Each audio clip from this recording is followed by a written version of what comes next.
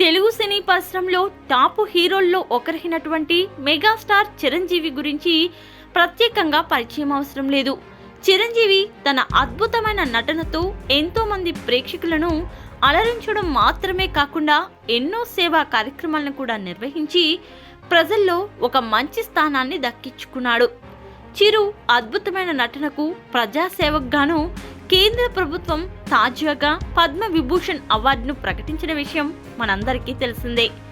ఈ సంవత్సరం జనవరి 25వ తేదీన అర్ధరాత్రి సమయంలో కేంద్ర ప్రభుత్వం ఈ అవార్డుల జాబితాను విడుదల చేసింది.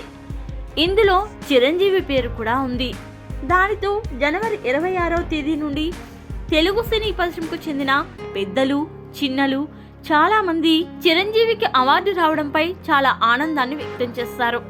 కొంతమంది నేరుగా చిరంజీవిని కలిసి కూడా అభినందించారు. ఇకపోతే తెలుగు సినీ పరిశ్రమలో స్టార్ హీరో అయినటువంటి బాలకృష్ణ మాత్రం ఇప్పటి వరకు చిరంజీవికి అవార్డు రావడంపై స్పందించలేదు. ఇకపోతే చిరంజీవికి ఎంతో ఆప్తులము, మంచి స్నేహితులము అని చెప్పుకునే పక్క ఇండస్ట్రీ స్టార్ హీరోలైనటువంటి రజనీకాంత్, కమల్ హాసన్, మోహన్ లాల్, అమితాబ్ బచ్చన్ కూడా చిరంజీవికి ఎంత గొప్ప పురస్కారం వచ్చినా కూడా ఏ సోషల్ మీడియా ప్లాట్ఫామ్లో కూడా స్పందించలేదు.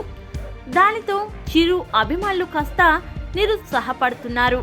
కానీ మరికొంతమంది మాత్రం వీరంతా చిరంజీవికి నేరుగా విషయం చెప్పుంటారు, అందుకే సోషల్ మీడియా ప్లాట్ఫామ్లో చెప్పి ఉండరు అని తమ అభిప్రాయాన్ని వ్యక్తం చేస్తున్నారు.